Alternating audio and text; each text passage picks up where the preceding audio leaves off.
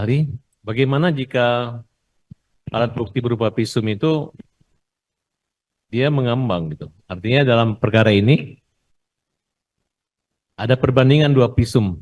Pertama visum di Rumah Sakit Gunung Jati, yang kedua otopsi di Rumah Sakit Polri, Indramayu gitu.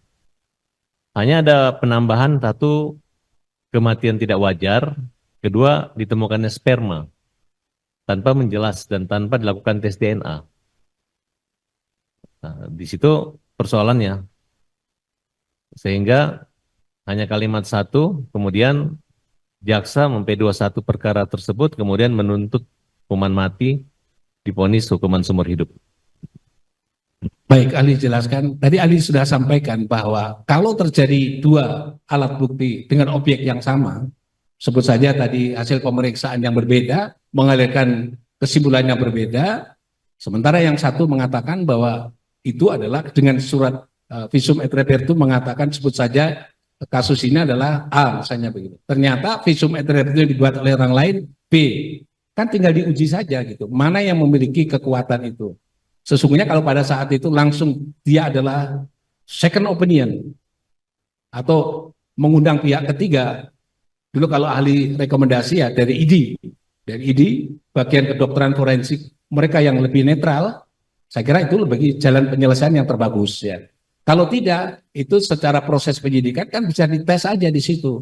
Mana yang memiliki kekuatan pembuktian yang lebih akurat primer, mana yang memiliki kekuatan yang sekunder. Seperti tadi, kalau itu benar ada, kalau ada sperma bisa, kan harus dites. Ini sperma benar ada atau tidak? Dan tes spermanya seperti apa?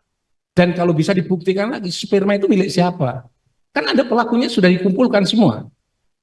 Dites, mereka dengan sperma itu milik siapa dan seterusnya.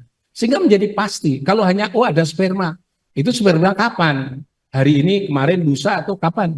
Tertinggal di tempat itu kapan? Saya kira keterangan dokter tadi mestinya harus dilanjuti lagi, bahwa itu karena apa spermanya siapa dan harus ada proses lanjutan. Ya. Kalau tidak ada proses lanjutan, itu kalimat berita, ada sperma saja begitu, itu belum bagian daripada visum et repertum. Ya. Jadi kalau gitu apakah bisa dipakai? Kalau ahli berpendapat belum bisa dipakai kalau itu belum bisa dibuktikan spermanya itu milik siapa, alat buktinya apa dan seterusnya. Kalau itu belum sampai di situ, ahli berpendapat bahwa ya sperma itu belum bisa menjadikan alat bukti.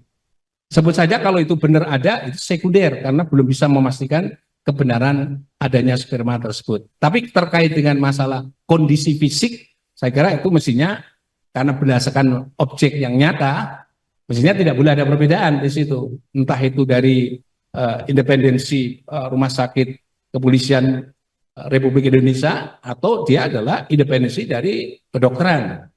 Bahkan sering ahli minta dari ID supaya bisa independensinya dalam proses pembuktian tersebut. Demikian keterangan ahli. Baik, saudara ahli, untuk bagian ketiga